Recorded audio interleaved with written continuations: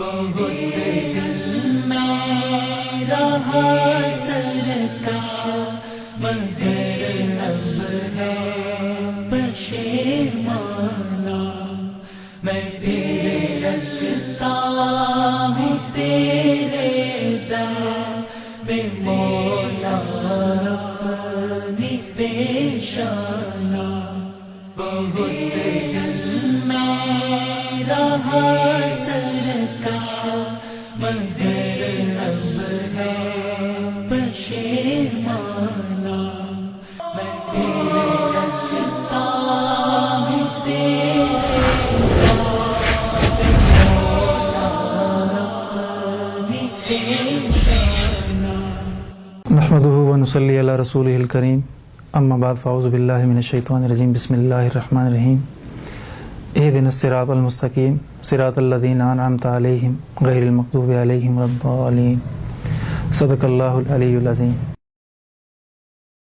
سلسلہ تصوف کے سلسلے کا دوسرا لیکچر کہ جس کے اندر ہم ان برگزیدہ شخصیات کا تذکرہ کریں گے جنہوں نے اپنے قلب کو اللہ کی جانب متوجہ کیے رکھا، اور احسان والی حدیث کے مانند وہ اسی حدیث کا پیکر بن گئے کہ اللہ کی عبادت اس انداز سے کی کہ جس طرح گویا اللہ ان کے سامنے ہو، یا یہ کہ اللہ کا جو احتضار ہے مالک کائنات کا وہ ان کے قلوب میں برچ بس گیا۔ یہی وہ شخصیات تھی جن کا تذکرہ کرنا بھی آج باعث رحمت ہے، اور جن کے تذکرے سے یہ اطمینان ہوتا ہے کہ امت مسلمہ کے ہاں ایسے بھی برگزیدہ لوگ موجود رہے ہیں کہ جنہوں نے رب تعالیٰ کو اس انداز سے راضی کیا کہ نفس مطمئنہ کی ایک اعلیٰ مثال بن گئے، اپنی تمام خواہشات پر، اپنی تمام امیدوں پر، تمام تمناؤں کا خون کر کے اللہ کی رضا کو فوقیت دی۔ انہی میں سے ایک بڑی شخصیت حضرت بایزید بسطامی رحمۃ اللہ تعالی علیہ ہیں۔ ان کا نام یوں تو بہت ہی شہرت یافتہ ہے، بہت ہی مختلف واقعات ہیں ان کی تاریخ کے اور ان کی عملی زندگی کے کہ جنہوں نے انسانی عقول کو جھنجھوڑ کر رکھ دیا کہ اللہ تعالیٰ کی ذات کے لیے ایسی قربانیاں اور پھر اللہ تعالیٰ کی جانب سے جو مہربانیاں ہیں وہ کتب تاریخ اور کتب متصوفین کے ہاں وہ ملتی ہیں۔ وہ تذکرہ جو ہے باعث رحمت بھی ہے اور قلوب کو مطمئن کرنے کا باعث بھی ہے۔ حضرت بایزید بسطامی رحمۃ اللہ تعالیٰ علیہ کا اصل نام تیفور تھا، اور آپ کے والد کا نام عیسیٰ تھا۔ آباء و اجداد آپ کے بسطام جو کہ ایران کا ایک صوبہ تھا، سمنان، اس کا ایک شہر ہے بسطام جہاں سے آپ کا تعلق تھا اور وہیں پر آپ کی پیدائش ہوئی۔ آپ کے چونکہ ایران کا جو سرکاری مذہب تھا وہ آتش پرستی تھا، آگ کی پوجا کرنے والے لوگ تھے، لیکن آپ کے جو آباء و اجداد تھے انہوں نے اسلام قبول کیا۔ اسلام قبول کرنے کے بعد گویا کہ یہ ایک نو مسلم خاندان تھا۔ اللہ تعالیٰ نے آپ کے دادا جنہوں نے اسلام قبول کیا ان کو 3 بیٹوں سے نوازا۔ ایک بیٹے کا نام عیسیٰ رکھا، ایک کا نام آدم اور ایک کا نام علی رکھا۔ پھر عیسیٰ کو اللہ تعالیٰ نے جو بیٹے دیے ان میں پہلا بیٹا تھا تیفور، یہی حضرت بایزید بسطامی کا اصل نام ہے۔ آپ کے جو بچپن کے حالات ہیں وہ وصال اردو کے ہی ایک لیکچر کے اندر جو ماں کی تربیت کے حوالے سے تھا وہ ہم وہاں تفصیل سے بیان کر چکے ہیں کہ آپ کی والدہ نے آپ کی تربیت کیسے کی۔ چونکہ یہ سلسلہ تصوف کے اعتبار سے ہے، یہاں وہ بات خاص ذکر کی جائے گی کہ جس کی وجہ سے اللہ تعالیٰ نے ان لوگوں کو وہ مقام یا مرتبہ دیا۔ آپ کی جو تعلیم و تعلم میں مختلف اقوال ملتے ہیں وہ یہ ہیں کہ چونکہ 128 ہجری آپ کی پیدائش ہے اور 261 ہجری میں آپ کی وفات ہے، تو یہ دور جو تھا یہ قرون اولیٰ کے قریب کا دور تھا، اور دیگر اساتذہ جن میں ہم آگے ذکر کریں گے آپ کے اساتذہ کا، ان میں ایک بڑا نام ملتا ہے امام جعفر صادق کا کہ آپ نے ان سے بھی زانو تلمذ طے کیا، لیکن یہ اختلافی بات ہے۔ راج قول یہ ہے، جو محققین کی رائے یہ ہے کہ آپ کا ان سے پڑھنا اور شاگردی کا جو رشتہ ہے وہ ثابت ہے اور آپ نے ان سے زانو تلمذ طے کیا تھا۔ اس ضمن میں جو ابو یزید بسطامی کا ادب کا جو واقعہ ہے وہ پیش کیا جاتا ہے حوالے کے طور پر کہ امام جعفر صادق رحمۃ اللہ علیہ کے ہاں آپ شاگردی کے طور پر علم حاصل کرتے تھے اور ایک مدت تک آپ وہاں پہ رہے۔ ایک دن اچانک امام جعفر صادق رحمۃ اللہ علیہ نے آپ سے فرمایا کہ جاؤ فلاں طاق سے وہ چیز نکال کر لے آؤ، وہ اسی کمرے کے اندر جہاں پر آپ کو تعلیم دیا کرتے تھے۔ آپ نے سر اٹھایا اور پوچھا کہ استاد محترم وہ طاق کہاں پر ہے؟ تو امام جعفر صادق رحمۃ اللہ نے فرمایا کہ اتنی مدت سے تم میرے ہاں تعلیم حاصل کر رہے ہو، تمہیں آج تک پتہ نہیں چلا کہ طاق کہاں ہے؟ فرمایا کہ میں آپ کے قدموں اور آپ کا یہ جو نچلا حصہ ہے اس سے میری نگاہ اوپر جاتی ہی نہیں کہ میں استاد کے چہرے کو دیکھ سکوں۔ یہ غایت ادب تھا، اور یہ ادب کا وہ درجہ تھا شاید جو اللہ کو بہت پسند آ گیا۔ یہ ابتدائی تعلیم تھی بالکل اپنے محلے کے اندر۔ اس کے بعد آپ کی والدہ آپ کو لے کر مکتب پہنچی، جس کا تفصیلی واقعہ میں نے ماں کی تربیت والے کلپ کے اندر وہاں پر موجود ہے۔ مکتب میں پہنچی، ابتدائی تعلیم دیتے ہوئے اچانک ایک دن استاد محترم بچوں کو ایک درس دینے لگے، جس میں ضمناً یہ آیت آئی انشکر لی ولوالدیک، کہ اللہ تعالیٰ اپنے بندے سے مخاطب ہو کر کہہ رہے ہیں کہ میرا بھی شکر ادا کرو اور اس کے ساتھ ساتھ اپنے والدین کا شکر بھی ادا کرو۔ بچہ معصوم ابو یزید بسطامی، اور عقل کا وہ محور بھی نہیں، وہ پیک اور وہ عروج بھی نہیں کہ تول سکیں کیا شکر کا مرتبہ ہے اور والدین کا شکر کیا ہے اور اللہ کا شکر کیا ہے۔ یعنی اس معصوم بچے کے ذہن میں یہ تصور میں بھی نہیں آ سکتی کہ یہ بات بھی ممکن ہے کہ شکر کسے کہتے ہیں اور شکر کی تعریف کیا ہے۔ لیکن جسے اللہ تعالیٰ نے چنا اور جسے اللہ تعالیٰ نے اپنا قرب دینا ہو، اللہ تعالیٰ اس کے اندر وہ خاصیات بھی پیدا فرما دیتے ہیں۔ یہ معصوم بچہ اپنا بستہ رکھ کے، اپنی کتابیں رکھ کے، استاد سے اجازت طلب کر کے دوڑتا ہوا گھر پہنچتا ہے اور ماں کو جا کے کہتا ہے اماں جان میں تھوڑی دیر کے لیے اجازت لے کے آیا ہوں، ایک سوال پوچھنا چاہتا ہوں۔ تو ماں نے کہا بیٹا تعلیم چھوڑ کر کیوں آگے؟ تو ابو یزید بسطامی فرمانے لگے کہ ایک اشکال ہے، اعتراض ہے۔ استاد محترم نے یہ آیت پڑھائی ہے انشکر لی ولوالدیک، کہ میرا شکر ادا کرو اور اپنے والدین کا شکر ادا کرو۔ اماں جان بالکل سیدھی سی بات ہے، میں 2 گھروں کا شکر ادا نہیں کر سکتا، یا تو مجھے اللہ کے لیے وقف کر دو یا مجھے مدرسے سے اٹھا کے اپنے گھر میں رکھو تاکہ میں تمہارا ہی شکر ادا کروں۔ ماں کی بھی شان بڑی عجیب تھی، چونکہ یہ وہ لوگ تھے جو کفر سے کنورٹڈ ہو کر اسلام میں آئے تھے، اور جو نو مسلم اسلام کی طرف آئے اس کے اسلام میں آنے کی ایک عجیب ہی شان ہوتی ہے۔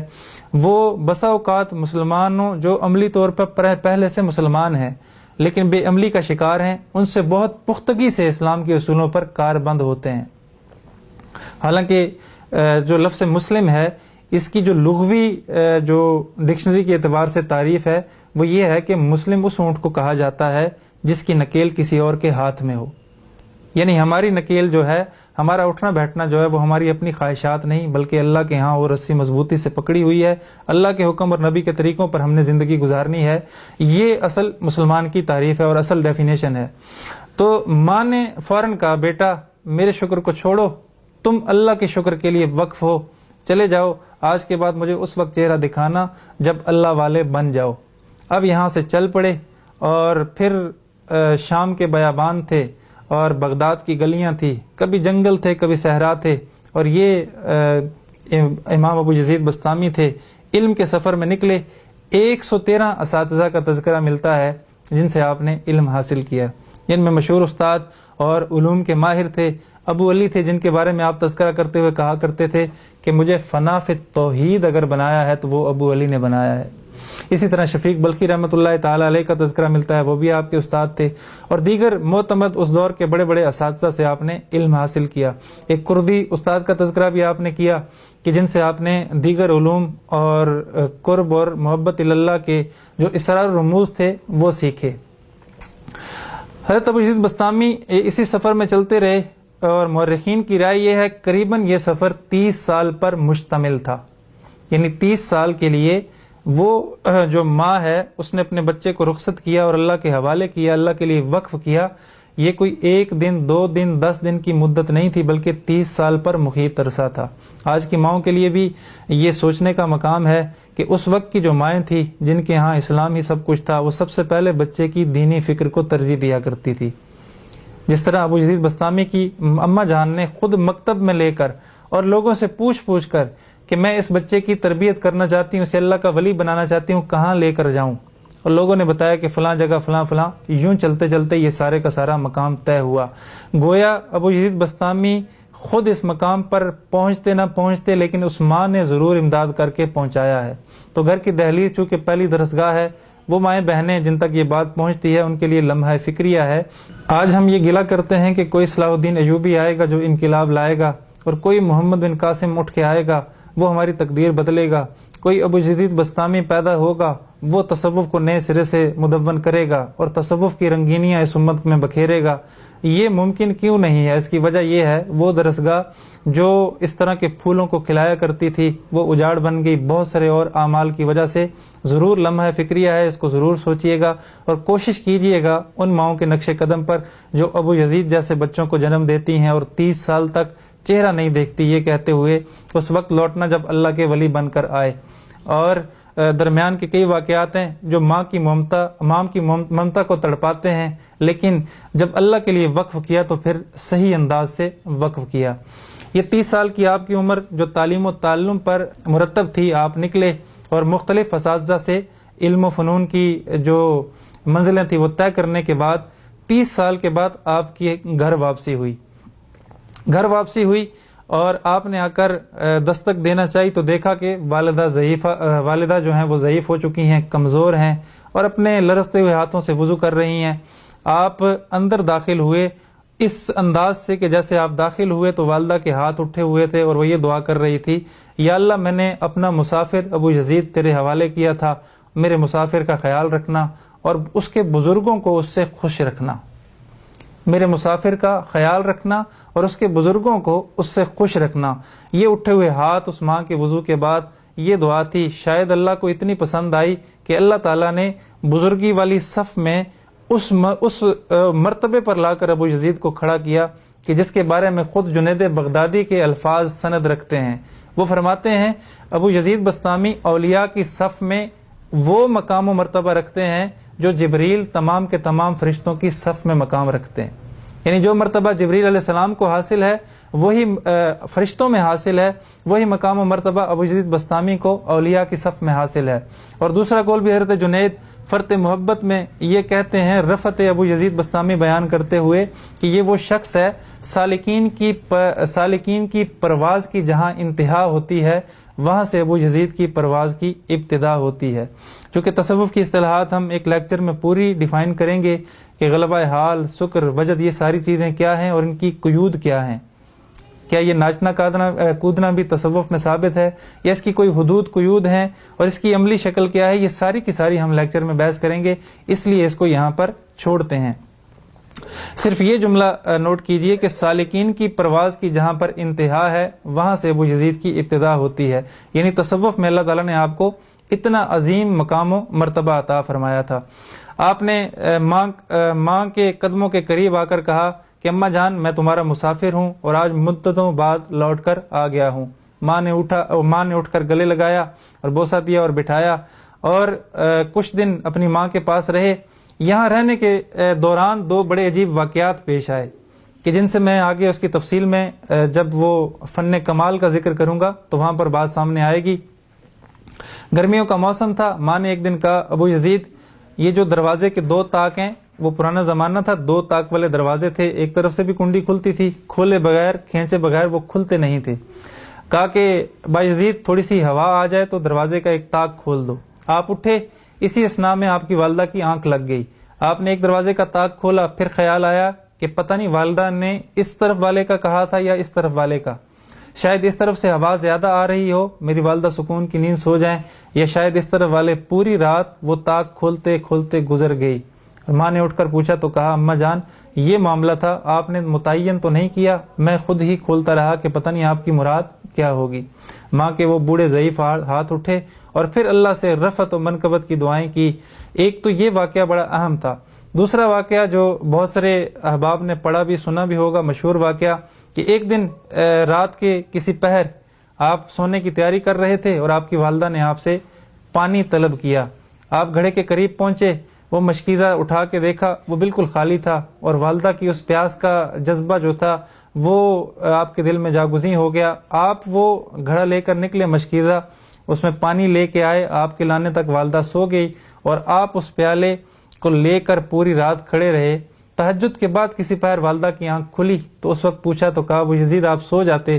کہا کہ میرے دل میں یہ خیال آیا کسی وقت بھی آپ کی آنکھ کھلے گی، اور کھلنے کے بعد آپ پھر پانی طلب کریں گی، اور اگر ابو یزید سویا ہوا تو وہ آپ کی خدمت کیسے کرے گا؟ لہٰذا پوری رات کھڑے رہے۔ اس وقت ماں نے ہاتھ اٹھائے اور بہت ساری ڈھیروں دعاؤں سے نوازا، اور مورخین کا اتفاق ہے یہی وہ دعائیں تھیں جو ابو یزید بسطامی کی قبولیت کی نشانی تھی۔ یعنی اس وقت کے اٹھے ہوئے ہاتھ جو تھے وہ بہت زیادہ اللہ تعالیٰ کو پسند آئے۔ فن کمال میں کیسے پہنچے؟ وہ کون سا مقام تھا؟ وہ کیا چیز تھی جس چیز نے آپ کو یہ رتبہ اور یہ مقام عطا فرمایا؟ دو چیزیں آپ کی زندگی میں ہمیں بہت اہم ملتی ہیں۔ ایک تو یہ کہ آپ فنا فی توحید تھے، توحیدی اعتبار سے آپ کی جو سوچ تھی وہ بالکل اللہ تعالیٰ کی ذات سے اس طرح وابستگی تھی کہ اس کی مثال نہیں ملتی۔ اور دوسری چیز آپ کا ادب تھا، چاہے وہ ماں کی خدمت کے حوالے سے ہو، چاہے استاد کی خدمت کے حوالے سے ہو، چاہے کسی بھی اعتبار سے ہو۔ یہاں تک کہ یہ بھی آپ کی تاریخ میں ملتا ہے زندگی کے حوالے سے کہ جب آپ مسجد کے قریب جاتے اور مسجد کے اندر داخل ہونے سے قبل اپنے قدموں کو روک لیتے اور زارو قطار روتے، لوگ قطار اندر قطار داخل ہو رہے ہیں اور ابو یزید بسطامی رو رہے ہیں، تو پوچھنے والے پوچھتے کہ آپ اندر کیوں نہیں آتے؟ کہا کہ تم لوگوں کو کیا معلوم کہ یہ کس ذات کا گھر ہے، اس کے تقاضے کیا ہیں اور اس کے اندر جایا کس طرح جاتا ہے۔ مجھے کچھ پتہ چلتا ہے کہ یہ کس ذات کا گھر ہے، اور میں اپنے آپ کو دیکھتا ہوں تو سوائے آنسوؤں کے اور کوئی تحفہ اس ذات کو پیش نہیں کر پاتا۔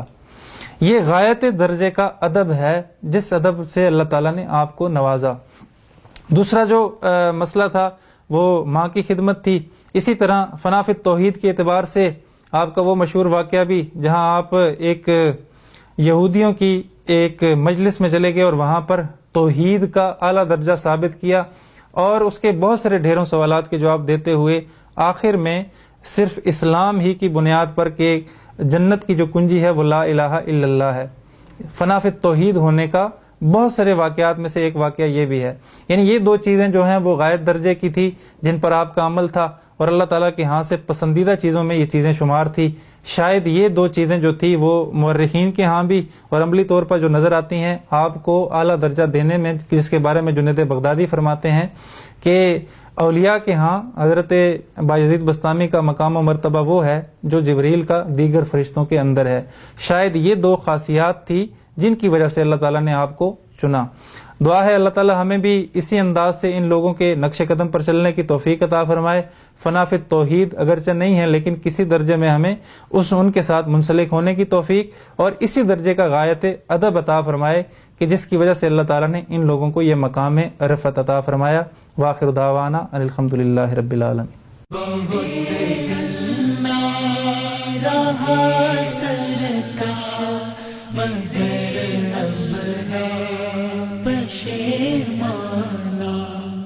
میں تیرے رکھتا ہوں تیرے در پہ مولا اپنی پیشانا، بہت دل میں رہا سرکش مگر اب ہے بشیر